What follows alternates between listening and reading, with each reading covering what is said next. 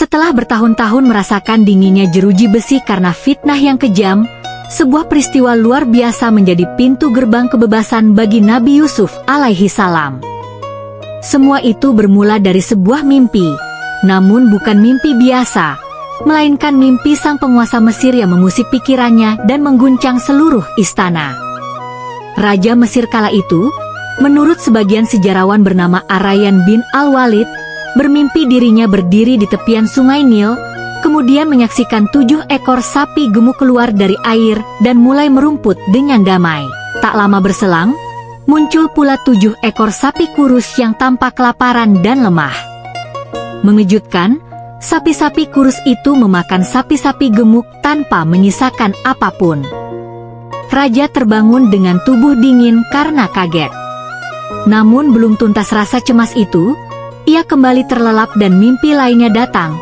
Kali ini ia melihat 7 bulir gandum yang hijau dan segar, tumbuh di satu tangkai yang sama. Tiba-tiba muncul 7 bulir lain, kering, layu, dan meranggas, lalu menggulung dan memakan bulir-bulir yang hijau tadi. Pagi harinya, sang raja mengumpulkan para penasihat, ahli sihir, dan pembesar istana. Ia menceritakan mimpinya dengan harap ada yang bisa memberi penjelasan. Namun mereka semua angkat tangan. "Itu hanya bunga tidur, wahai raja," jawab mereka. Mereka menganggap mimpi itu hanyalah khayalan kosong yang tidak memiliki makna nyata. Allah Subhanahu wa Ta'ala mengabadikan peristiwa ini dalam surah Yusuf ayat 43-44. "Wahai para pembesar, terangkanlah kepadaku tentang mimpiku ini jika kamu dapat menakwilkannya." Mereka menjawab, "Itu hanya mimpi-mimpi kosong, dan kami tidak tahu takwil mimpi seperti itu." Namun, dalam kesunyian dan kebuntuan istana itu, seorang pelayan raja, yang dahulu pernah dipenjara bersama Nabi Yusuf alaihi salam, tiba-tiba teringat akan sosok lelaki saleh dan bijak yang mampu menafsirkan mimpinya dengan tepat. Ia segera menghadap raja dan berkata, "Izinkan hamba pergi menemui seseorang yang dapat menjelaskan mimpi tuan dengan jelas." Dengan izin raja, pelayan itu mendatangi penjara. Di sana, ia menemui Nabi Yusuf alaihi salam dan menceritakan 2 mimpi yang dialami raja. Tanpa meminta syarat, tanpa menuntut pembebasan lebih dulu, Yusuf menanggapi dengan tenang dan menjawab dengan hikmah.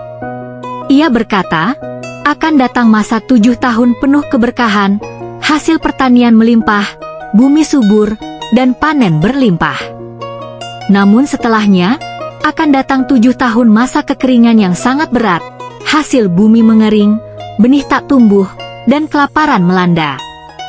Namun, jika raja dan rakyatnya bijak, mereka bisa selamat. Nabi Yusuf alaihi salam juga menyarankan agar pada masa subur, mereka menyimpan hasil panen dalam bulirnya untuk ketahanan pangan, dan hanya mengambil secukupnya untuk dikonsumsi. Pada masa paceklik, mereka harus hemat dan bersiap agar tidak mengalami bencana kelaparan yang mematikan. Hal ini difirmankan Allah Subhanahu wa Ta'ala dalam Quran Surah Yusuf ayat 47-48. "Kamu hendaklah bertanam selama 7 tahun sebagaimana biasa, lalu simpan hasilnya dalam bulirnya kecuali sedikit untuk dimakan. Kemudian akan datang 7 tahun yang amat sulit yang menghabiskan apa yang kamu simpan kecuali sedikit yang kamu jaga." Raja takjub dengan ketepatan tafsir itu. Maka ia memerintahkan agar Nabi Yusuf alaihi salam segera dibebaskan dan dihadirkan ke istana. Namun, Nabi Yusuf alaihi salam menolak keluar sebelum namanya dibersihkan. Ia tidak ingin kebebasannya dibayangi fitnah masa lalu. Maka ia meminta agar raja menyelidiki kembali kasus para wanita yang melukai tangannya, termasuk istri pembesar istana, Zulaiha. Permintaan Nabi Yusuf alaihi salam dikabulkan. Raja lalu mengumpulkan para wanita yang dulu hadir dalam jamuan bersama Nabi Yusuf alaihi salam. Di hadapan raja, mereka bersaksi bahwa Nabi Yusuf alaihi salam adalah orang yang suci dan terhormat. Bahkan Zulaiha sendiri mengakui, Akulah yang menggoda Yusuf, dan dia termasuk orang yang jujur. Sebagaimana dijelaskan dalam Quran Surah Yusuf, ayat 51-52, sekarang jelaslah kebenaran itu. Akulah yang menggoda Yusuf dan sesungguhnya dia termasuk orang-orang yang benar. Setelah nama Yusuf dibersihkan, raja pun menyambutnya dengan penuh hormat. Ia tak hanya membebaskannya dari penjara, tapi juga menawarkan kedudukan tinggi di pemerintahan. Nabi Yusuf alaihi salam pun berkata, "Jadikanlah aku sebagai pengelola perbendaharaan negeri. Sesungguhnya aku adalah penjaga yang amanah dan berilmu."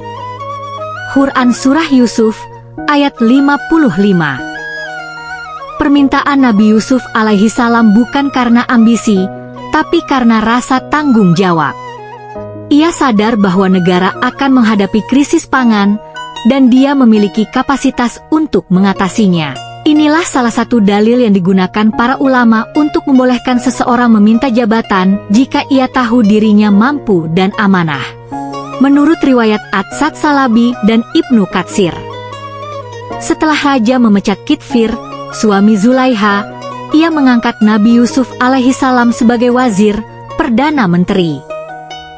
Ada riwayat lain yang mengatakan bahwa setelah Kitfir wafat, Yusuf menikahi Zulaiha yang kala itu masih gadis, karena Kitfir tidak pernah menyentuhnya. Usia Nabi Yusuf alaihi salam saat diangkat menjadi pembesar negara adalah 30 tahun. Dari jeruji penjara, kini ia memegang kendali logistik dan keuangan sebuah kerajaan besar.